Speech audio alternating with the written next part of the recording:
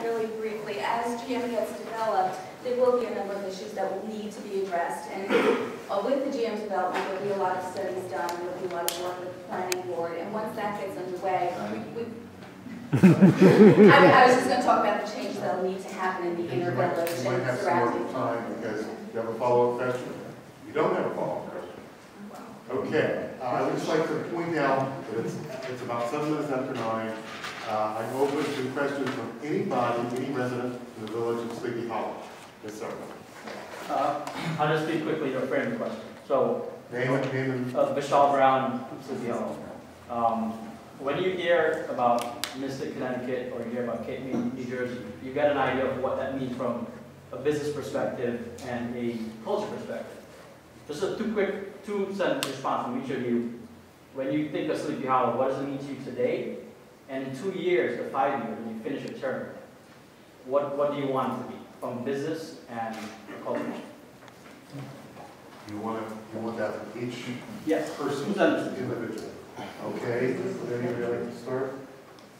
I'll go. Well, you guys have been starting. Ladies first. So when you say Sleepy Hollow today, I think of poised, ready, and expectant, and proactive. Where I see it 5 years from now, I see it moving, I see it developing, I see it thriving, I see it growing. And that's something that we can sustain and keep going for many years to come.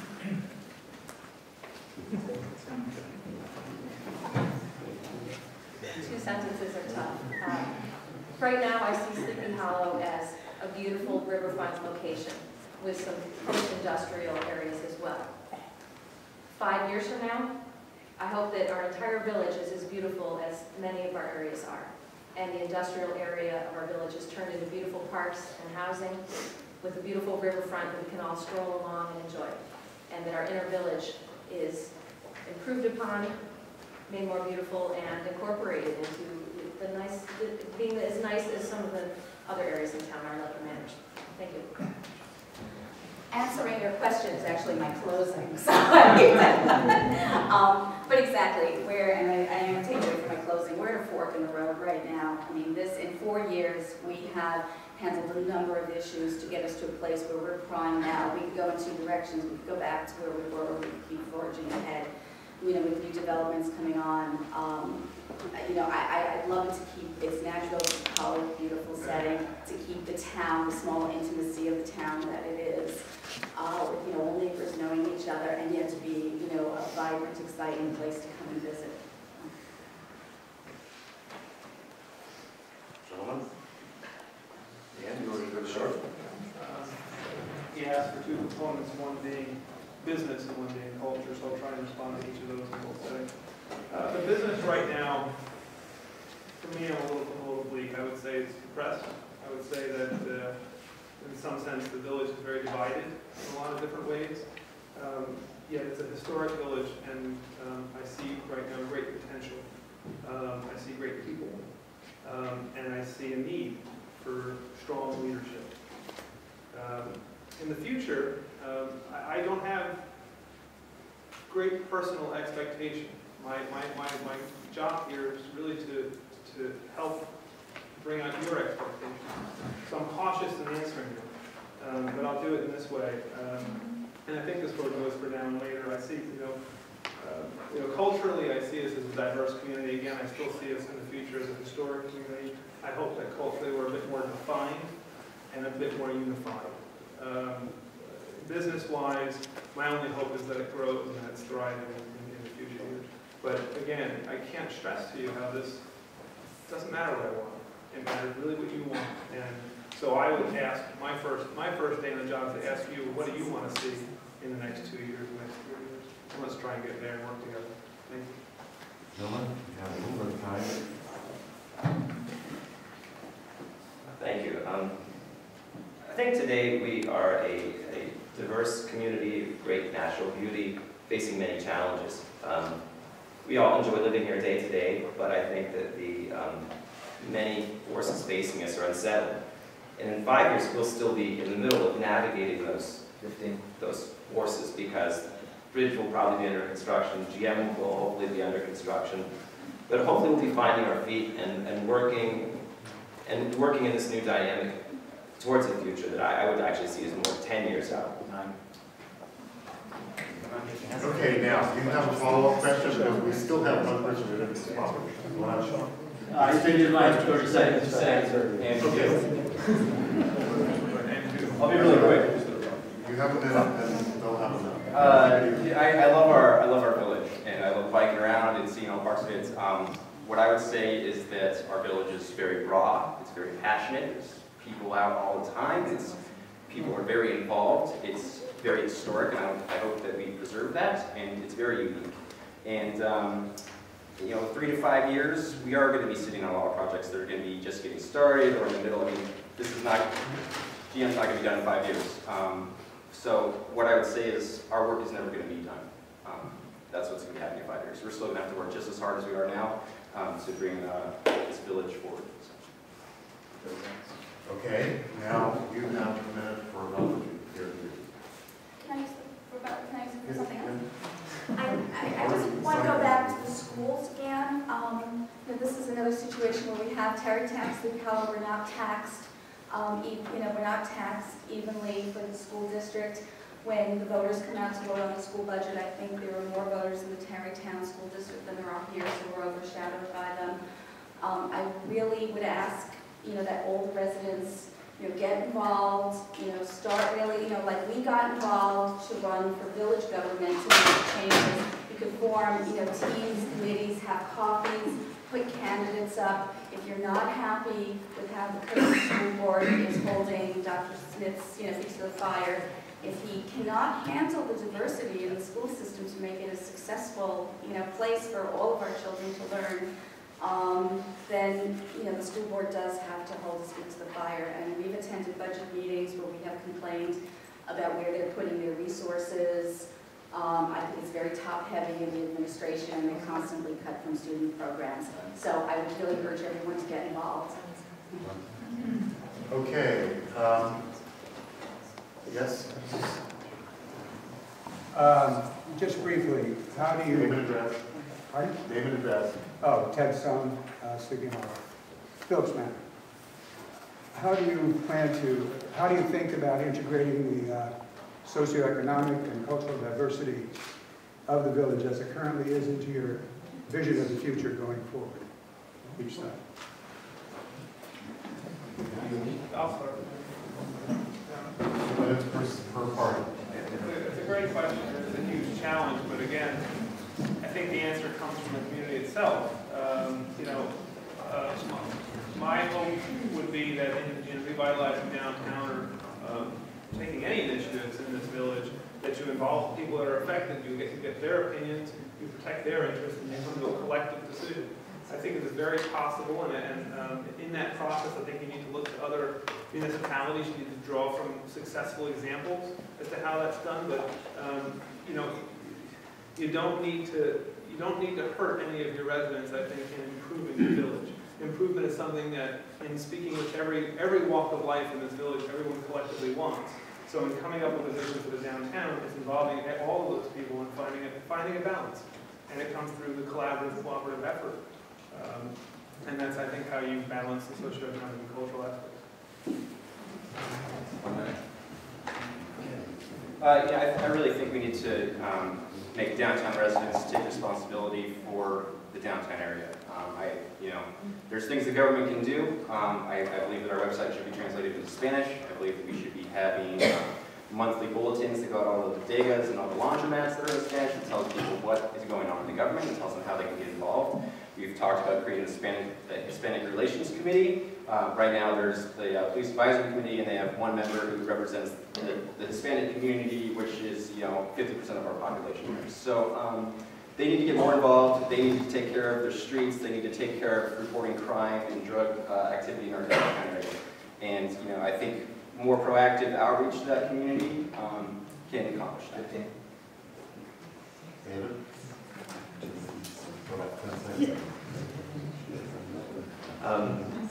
we've done garbage cleanups, and there's a lot of, we can work with churches and groups on Cortland and Beekman to make a real difference with very little money. Okay, 2 minutes. Roberto? I agree that we do need to integrate them. We are one village. And in order to do so, you need to give them a voice. Let those who are in other areas of the village, other areas of our socioeconomic scale, let people come forward. Let them talk about what they need. And then open up a resource to them, whether they want a group, whether they want cleanups, whether they want to join the police advisory committee. I'm hearing from the other side, we need to tell them, they need to, they need to, they need to, they need to. I'm not going to tell them what they need to. They can come to me and tell them what they would like to see, and then hopefully the resources will be opened up and we will be able to join them into the community. I'm not going to force them to do anything they don't want to do. Police Advisory Committee has only one member from the inner village. We had more members. They dropped out. During the course of this campaign, we've been walking around downtown in Sleepy Hollow. We've been shaking hands. We've been telling people about the Police Advisory Committee. We've been taking their names, their phone numbers, and I've been calling them, telling them, we have openings. We have a need for your voice to be heard. Please come join us. I'm not going to tell you, you have to come join my committee. There's only one of you on my committee. That's not integrating them. That's demeaning and that's demoralizing. So the door is open. The door is open to anybody in the village who has a need, a want, a desire to come, say what it is, be heard, and we can all work together on what that resource is that you need. But I'm not going to force it upon anybody. I'm sorry, I was thinking in a completely different direction with the question, but we do have other representatives on the planning board and on the zoning board from the inner village. And I was sort of thinking about your question in terms of the new development that will take place with GM, because we don't want the two areas to be segregated. And that goes back to sort of a master plan, because we're going to have to take a good, strong look at the inner village. We're going to have to address buildings that, have non-conforming issues, things that have been grandfathered in. We're going to really have to take a good look at Beekman Avenue, the inner village, and how it will blend with GM, because we don't want it to become a throughway to a destination at the end of, by the bridge. Okay, we might have time for 2 more questions, I'm not sure. Yes, sir? My name is Michael Campen, and I live in Roach. I have a very simple question. It seems many of you, all of you, are very active, professional people with successful careers. How many hours per week will you be able to work for us? And if we have questions, specific questions about something that goes on in the village, I believe your emails will be, of course, published as trustees. What's the response time to any email? Okay. This is on camera. Hi, thanks for the question. I think that people working with me on the campaign can attest that I respond to emails and send them at lightning speed. My BlackBerry is glued to my hand, and my plan is to get a separate iPhone or some such device so that I can't give out my emails and segregate them for my work emails. There's what I was told when I was recruited to run, and then there's what I suspected is really the time commitment. But I do have a lot of free time on the weekends. I spend all my weekends here. I don't have children, so I have some extra time on my hands that I would like to commit to helping the village. I'm very fortunate to have a nice in-house job where I don't have demands of outside clients, and so I'm generally home by 6:30 or so every evening. So I have evenings and weekends, and I know it's a big time commitment, and that was a real, I gave that a long, hard thought before agreeing to take this position, because I take the role very seriously, to the point where I would make sure that Tuesday nights I can attend all the meetings that I can't be putting, I have to put it on at least a semi-equal level with my job, even though my job, I love it, and to my employer, Morgan Stanley, I intend to dedicate myself fully to them too, but I understand the time commitment. I think Jennifer and I are fully willing, ready, and able, and with eyes wide open. Her father was actually a village trustee here in Sleepy Hollow, so if anyone knows the time commitment, it's Jennifer. Karin, of course, very well aware already. 30 seconds. So I feel like I'm the likely target here, since I am married with 2 small children, I do have a job, I do have a commute, et cetera, et cetera, et cetera. And, what matters gets prioritized, and my children matter foremost, absolutely. They will not suffer for this, but that's why I'm running. I'm doing it for them, because I want this to be a village that I can raise them in, and that I don't have to move out of. And I have the full commitment of my family. My mother and my husband have been a fantastic resource. Let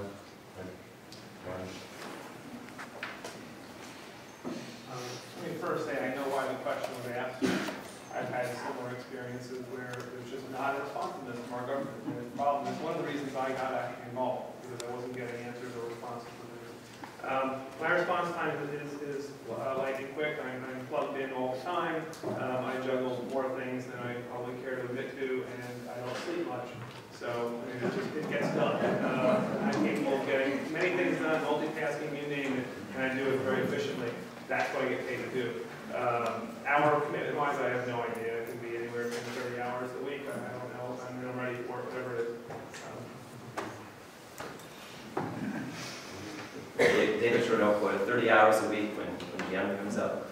So I actually stay at home with my children. That's my primary job. I do contract work during the year, but it's never a big part of my day. I have found I can go out and meet Con Ed during the week. I've saved the Sycamores on New Broadway. I can go down and meet Metro North at the train station when they came out to do the new landscaping. I found problems with the electrical system and called in to Con Ed people and actually saved someone's house when we burned down. I mean, I see this is a big commitment for me. Until my youngest son goes back, is in full-time school, this is essentially my job. This is my full-time focus.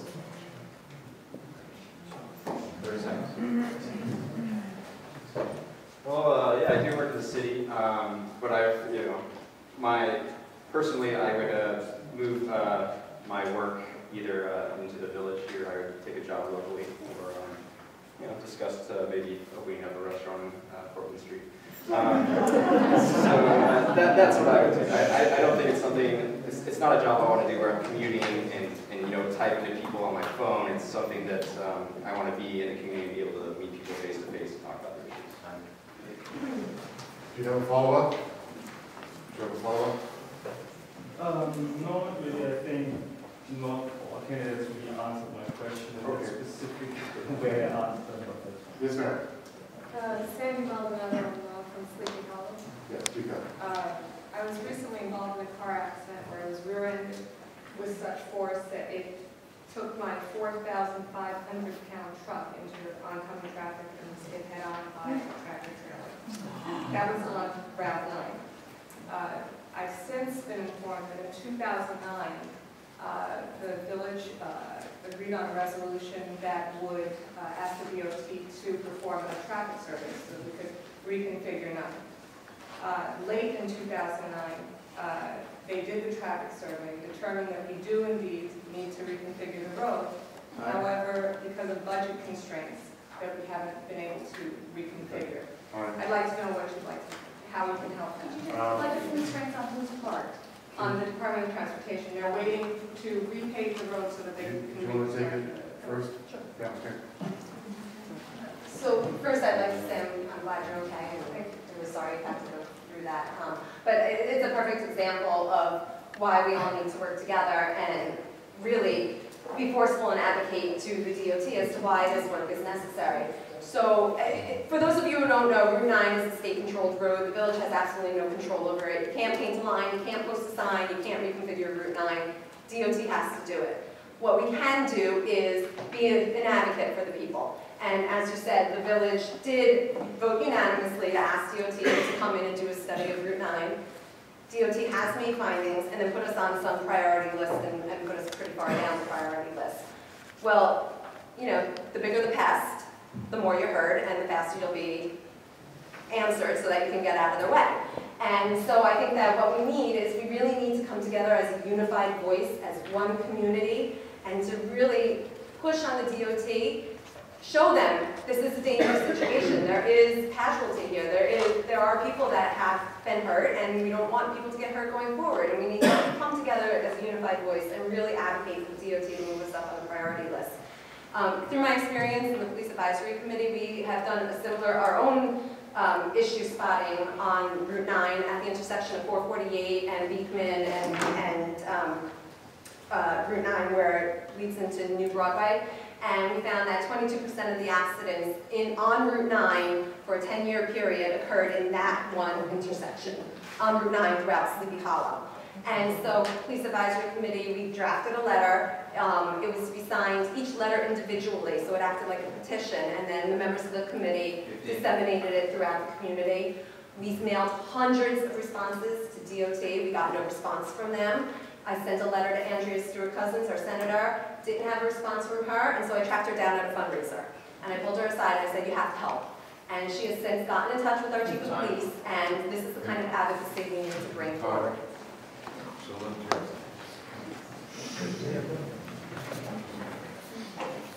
I'm glad you're okay, and I don't know why in 2012 we're still dealing with this without clear, obvious, consistent engagement from the government to solve it. What's happened is the DOT has thrown sort of a breadcrumb to the village, which says that we will reconfigure it when we repave Route 9. That could be 10 years.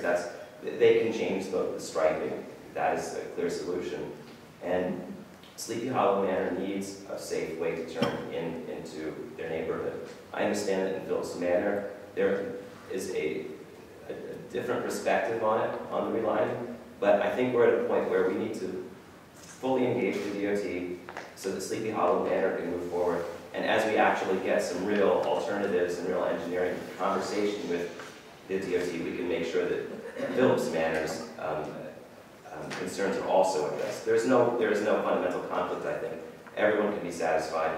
And I'd also like to see the Phelps intersection and the Pearson intersections, which are integral parts of this stretch of road, also redesigned by the DOT. And I would certainly take on this particular issue. It's gone on too long. So follow up, 30-second follow up. It's still time. Yeah.